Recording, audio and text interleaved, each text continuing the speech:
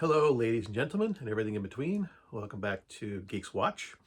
I'd like to talk today about a 1983 film called The Big Chill, an image of which you will see here. As I said, The Big Chill takes place in 1983. Well, released in 1983, also takes place the same year it was released, or thereabouts. The film is about a group of college friends who are drawn together because of the unexpected suicide of one of the members of their little circle of friends. That's actually how the film opens.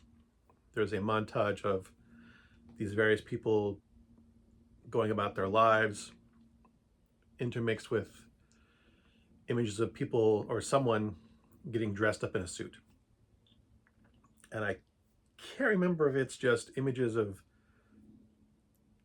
their deceased friend being dressed at the morgue or if it's them getting dressed for the funeral.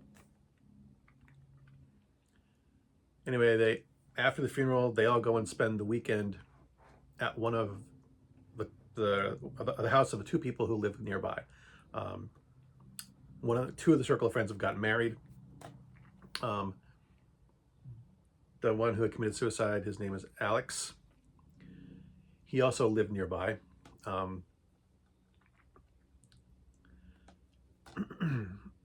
film, in some ways, deals with the aftermath of the death of their friend, but it's more like a midlife crisis film, really. It is. I mean, I realize it's because of the way the film opens. This film is somewhat of a comedy drama, but the film is a fairly realistic portrayal of people in their late 30s coming back together after having drifted apart. They've gone on to have lives, careers. They're lawyers and actors and journalists and burnouts and what have you. Coming back together, somewhat reconnecting with their friendship, but also dealing with their lives. Some people are happy in their marriages, some people aren't. They have to deal with the fact that their friend who has died has a very young girlfriend, portrayed by Meg Tilly, a very young Meg Tilly. So Alex's very, very young girlfriend, Chloe, is kind of attached to their group as an outsider. She's kind of a quirky character. One of their friends, Nick, is a Vietnam vet. He's the one who's a burnout.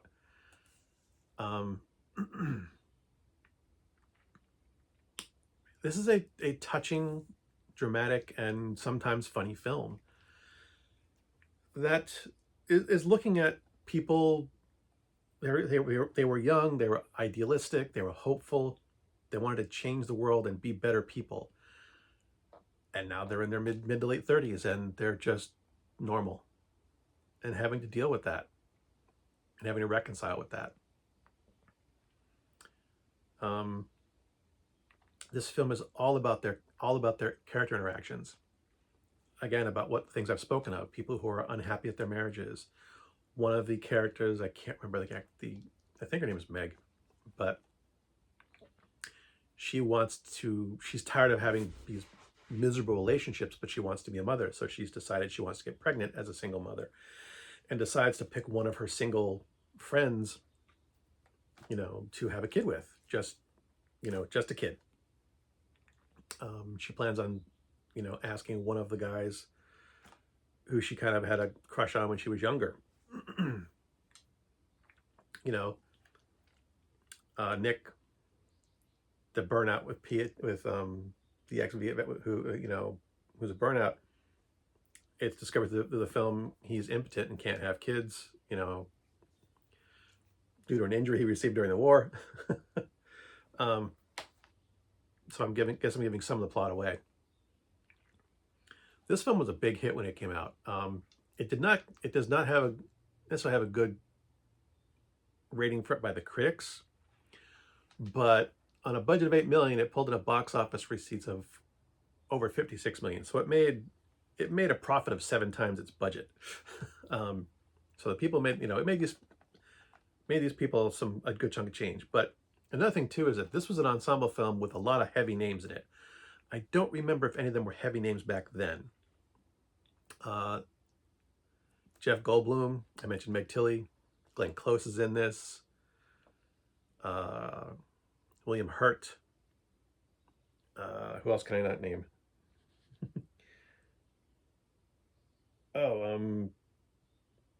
Kevin Kline, a couple other people, people who became big name actors and who were at least known. This wasn't their debut film for anyone. It may have been a debut film for Meg Tilly, but this is just an excellently acted film that is just a slice of life. That's really all this is. There's no great revelations at the end. There's no, I won't say there's no resolution. I mean, this film basically takes place over a weekend of all these old friends reconnecting and talking about their lives and trying to deal with their lives. At the end, there's a semi-hopeful moment, where they all kind of hope to stay in touch with each other and not lose track like they did before. And it's hopeful that you think it might actually work. Having lived through situations like this, I realize that in realistic, it might not. It is very difficult to maintain these ties, no matter how much you want to. But, as a guy who's past middle age, as a teenager when I watched this film, I really enjoyed it. I connect with the characters better now that I'm 40 years older than I was when I watched it for the first time. This film also had a killer soundtrack.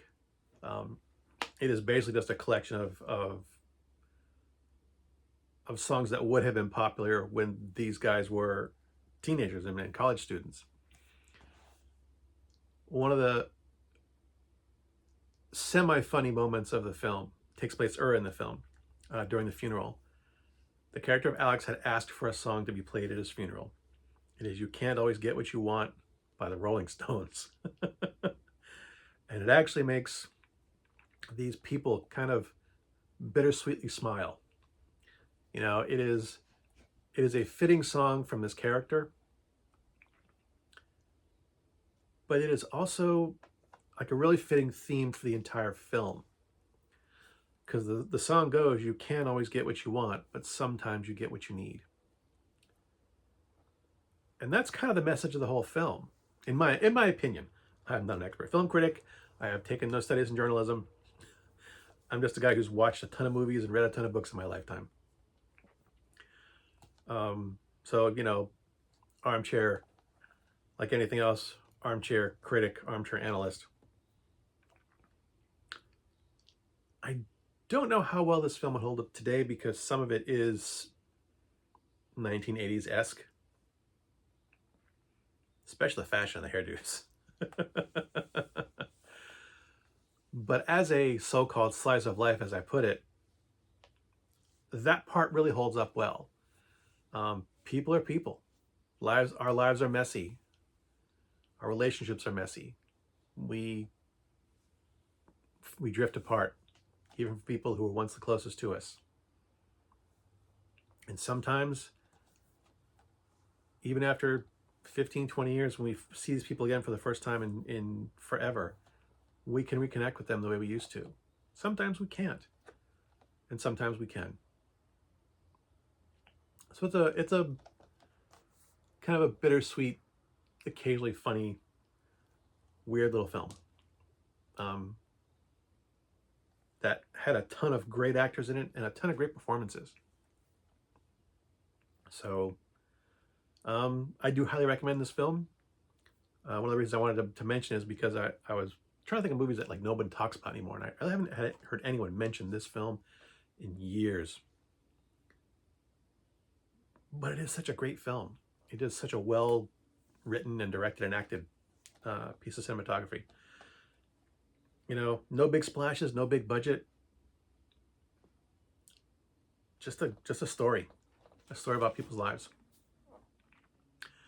Definitely an A film for me. And having said that, as always, thanks for watching. As always, if you like my little rambling pieces, I got nothing else for you except other rambling pieces. And until next time, good hunting.